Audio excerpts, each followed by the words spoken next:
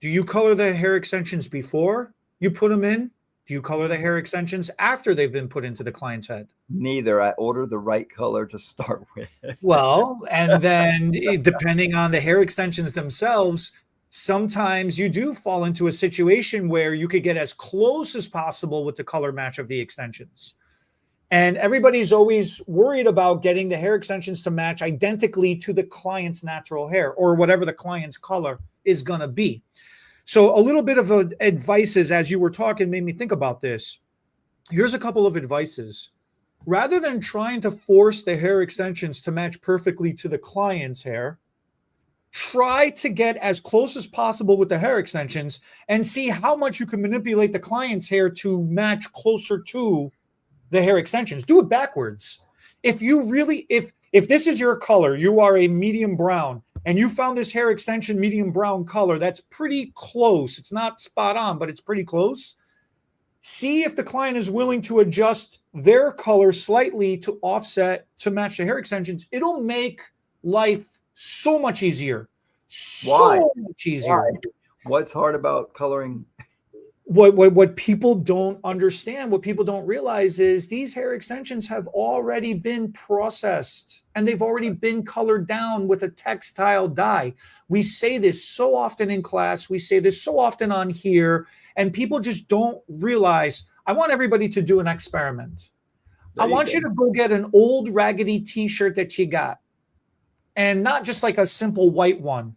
I want you to go get a colored raggedy t-shirt that you got. Next time you're about to toss it, throw it out, or turn it into a dust rag or something, tear off a section of it and keep it and try to color it and see what happens. See the holy hell of a mess that you're going to have. You mean lighten it, huh? No, either way. Oh. Okay, fine. Even better. Lighten half of it and try to color the other half of it with a 10 volume or a demi-permanent color. And see. Why would I use hair color on a t-shirt? Because it's the same textile dye that's used in the coloring of hair extensions. And so you will see the pain and suffering that you're about to unleash upon yourself, you know? That's right. And this is sounds like a lawsuit when you call it. Okay, let's just say, fine, I got the hair. Now I'm going to color this. I'm going to commit to doing it myself. Okay, that's fine. A lot of people do it. We do it all the time. Right. Try to go slightly lighter. Like if your choice is you've got two colors of hair extensions that are matching as close as possible to the client's head, one slightly lighter, one slightly darker, 10 out of 10 every single time, go with the lighter version. It is 10,000 million, billion, trillion, infinity times easier to color down from a lighter shade than it is to color up from a darker. That's right. That's true. Now, what are your choice? Do you color it before you put it in, or do you color it after it's in the client's head? Let's ask Casper and comment.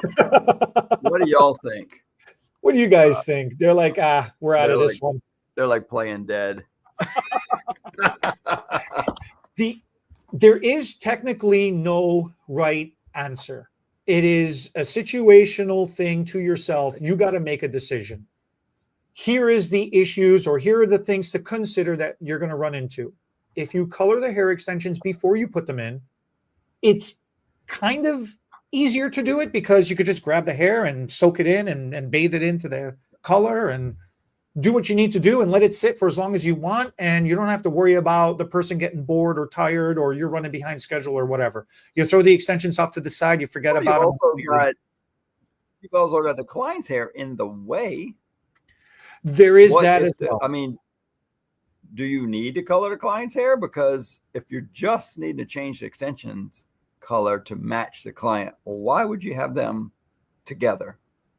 Well, some people do both. They color the client's hair at the same time with the extensions. Right. Some people do. Yeah, and so like you said before, extension hair has already been processed. So it's going to usually process faster than a client's head. Or hair. Correct. That is correct. So this is why we always recommend using a deposit only. Don't go in and with 10 volume and try to start nuking this thing. You're going to over ammoniate that hair, which means it's going to become heat activated. Anytime that client takes a hot shower, anytime they go outside in the sun, anytime they're blow drying, flat ironing, curling iron, hot rolling, any source of heat whatsoever is going to activate that hair shaft, and it's going to release some of that pigmentation. This is why that color fades off prematurely. Okay. So be mindful of how you're coloring that hair.